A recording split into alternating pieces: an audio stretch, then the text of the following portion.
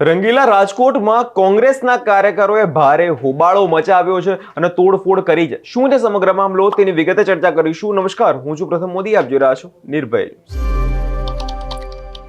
જે શહેર શાંતિ અને સંસ્કાર માટે જાણીતું છે, ત્યાં આજે રાષ્ટ્રપિતા મહાત્મા ગાંધી અને તેમના હત્યારા નથુરામ ગોડસેની વિચારધારા સામે આવી ગઈ છે। હેમુગઢવી હોલમાં હું નથુરામ ગોડસે નાટક શરૂ થઈની પહેલા જ કોંગ્રેસના કાર્યકરોએ ભારે તોડફોડ અને હોબાળો મચાવ્યો હતો। રાજકોટમાં નાટક શરૂ થઈની પહેલા જ રાજકોટ શહેર કોંગ્રેસ અને એનએસયુના કાર્યકરોએ હોલ પર ઘૂસી આવ્યા અને મામલો ગરમાઈ ગયો। સ્ટેજ ઉપર ઉશ્કેરાયેલા કાર્યકરો દ્વારા નાટકની સ્ટેજની તોડફોડ કરવામાં આવી, ખુરશીઓ ઉછાળવામાં આવી, નાટકના બેનરો જે છે તે પણ ફાડી કાઢવામાં આવ્યા। કોંગ્રેસનો સીધો આક્ષેપ છે કે ગાંધીના ગુજરાતમાં બાપુના હત્યારાનું મહિમાંડળ રચવામાં આવી રહ્યું છે। તેનું કહેવું છે કે આ નાટક દ્વારા યુવાઓની પેઢીને ગેરમાર્ગે દોરવા અને ઇતિહાસને તોડવા અને મરોડવાનો જે છે આમાં પ્રયાસ કરવામાં આવી રહ્યો છે।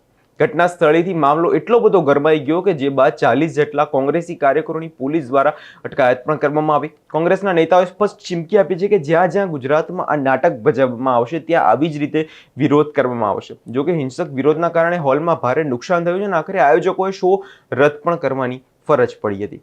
બીજી તરફ નાટકના જે કલાકારો છે આ ઘટનાને લોકશાહી અને કલા પર હુમલો ગણાવી રહ્યા છે। પહેલા આપણે સૌપ્રથમ સાંભળી લઈએ કે કોંગ્રેસ નેતાનું શું કહેવું છે આ વિષયને લઈને અને જે નાટકના જે કલાકાર છે તેમનું શું કહેવું છે। તમારું નામ? પૂર્વી મહેતા। હું આર્ટિસ્ટ છું। હું આ પ્લેમાં નરેટરનું કેરેક્ટર કરી રહી છું, એક નાનું ઝુબૈદાનું કેરેક્ટર કરી રહી છું।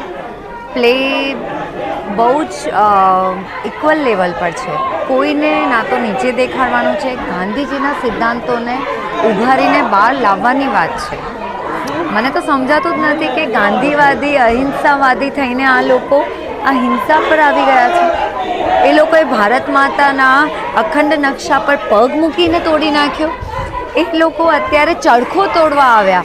ચરખો મારા પ્રોડ્યુસર મેમના હાથમાં છે, એ ખેંચીને લેડીઝો તોડવા આવી। ચરખો તો ગાંધીજીનો હતા ને। ક્યાંક એ લોકોનો આક્ષેપ એવો છે કે નથુરામ ગોડસે જેને ગાંધીજીને ગોળી મારી છે તેને અહીં શહીદ કરવાનો પ્રયાસ થઈ રહ્યો છે। શું થવાનો પ્રયાસ છે? શહીદ કરવાનો પ્રયાસ જ નથી સર, એ જ વાત છે। તમે એ જ જોવા નાટક જુઓ કે અમે લોકો એ જ બાર ટ્રુથ લાવવા માંગીએ છીએ કે ગોડસે જ્યારે કહી રહ્યા છે કે મેં ગાંધીજીને માર્યા છે તો મારે પણ મરવું પડશે, મારે પણ મરવું જ પડશે। અને એ જ વસ્તુ આ લોકો સમજી નથી રહ્યા। ગાંધીજીના દીકરા પોતે ગોડસેનો કેસ લડવા માટે જેલમાં ગયા છે। ગોડસે ના પાડી કે મારે કોઈ કેસ નથી લડવો, મારે ખાલી કહેવું છે કે મેં ગાંધીજીને માર્યા છે તો કેમ માર્યા છે, રીઝન કોઈને ખબર છે? આજે આ ગાંધીવાદી જે લોકો અત્યારે આવીને વિરોધ પ્રદર્શન કરી રહ્યા છે એમના એક પણ માણસને જઈને તમે પૂછો કે કેમ ગાંધીજીને ગોડસે કેમ માર્યો, એ લોકો પાસે એમના કોઈ પણ જવાબ છે? આજે હું આમ જનતાને પૂછું છું કે જો ગાંધીજીને માર્યો ગોડસે તો કેમ માર્યો, એ ખબર છે એમને? રાજકોટ શહેરની અંદર મહાત્મા ગાંધી ભીણા પણ છે। રાષ્ટ્રીય શાળાની અંદર ઉપવાસ પણ ગાંધીજીએ કર્યા છે। પોરબંદર પછી સીધો ગાંધીજીનો રાજકોટ સાથે નાતો છે। ગાંધીજી છે એ આપણા દેશના રાષ્ટ્રપિતા નહીં, આખા દુનિયાના રાષ્ટ્રપિતા છે।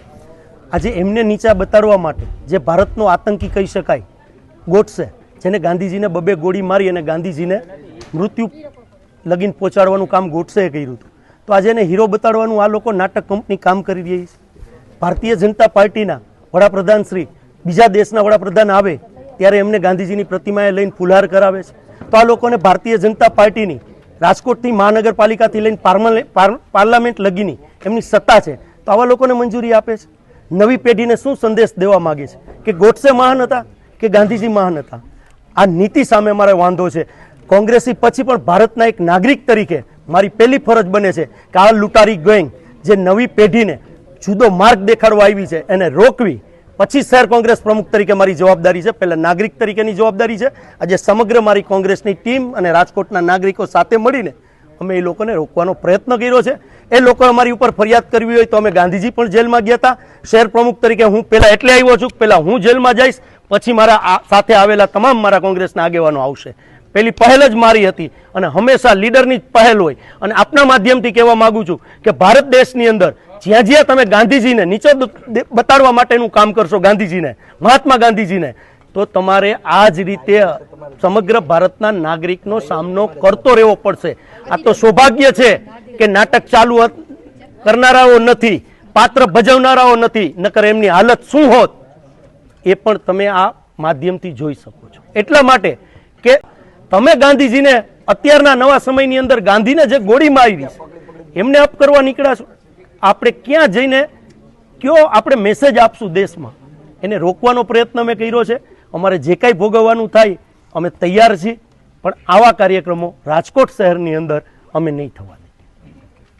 કલાકારનું કહેવું છે જે લોકો પોતાને ગાંધીવાદી ગણાવે છે, જે લોકો પોતાને એવું કહે છે કે અમે ગાંધીની વિચારધારા પર ચાલીએ છીએ, તે લોકોએ જ હિંસાનો માર્ગ અપનાવ્યો છે. તેમણે એ પણ દાવો કર્યો છે કે પ્રદર્શનકારીઓએ બાપુના પ્રિય એવા ચરખાને પણ તોડવાનો પ્રયાસ કર્યો હતો. આ તો કોંગ્રેસની કેવી વિચારધારા છે? કલાકારોના મતે આ નાટક માત્ર એક વિચારધારા રજૂ કરે છે અને કોઈનું અપમાન નથી કરવા માંગતું, પરંતુ કલા પ્રેમીઓ જે ટિકિટ લઈને આવ્યા હતા તેમને નિરાશ થઈને પરત જવું પડ્યું. જોકે આયોજકોએ તમામ પ્રેક્ષકોના ટિકિટના પૈસા જે છે રિફંડ કર્યા છે, પરંતુ આના પરથી એક વસ્તુ સાબિત થાય છે કે કોંગ્રેસની વિચારધારા અત્યારે ક્યાં જઈ રહી છે. જે લોકો પોતાને ગાંધી પ્રેમી ગણાવે છે, જે લોકો પોતાને ગાંધીવાદી ગણાવે છે, પર તે જ લોકો અત્યારે હિંસાનો માર્ગ અપનાવી રહ્યા છે. રાજકોટની આ ચિંગારી હવે અન્ય શહેરોમાં પણ ફેલાઈ રહેવાની છે, કારણ કે કોંગ્રેસના નેતાઓએ સ્પષ્ટ કહી દીધું છે કે અવનવાર શહેરોમાં જે પણ આ નાટક કરવામાં આવે છે ત્યાં અમે જઈને આ જ રીતે વિરોધ કરશું. હવે આવતીકાલે જામનગરમાં નાટક યોજાવાનું છે, તે પહેલા અત્યારે પોલીસ જે છે સતર્ક થઈ ગઈ છે. હવે જોવાનું રહ્યું કે વિવાદ હવે કયો નવો વળાંક લે છે. આ વિષયને લઈને તમારો શું અભિપ્રાય છે તેમને કમેન્ટ કરી ચોક્કસથી જણાવજો અને અમારી ચેનલ નિર્ભય ન્યૂઝને લાઇક, શેર અને સબસ્ક્રાઇબ કરવાનું ભૂલશો નહીં.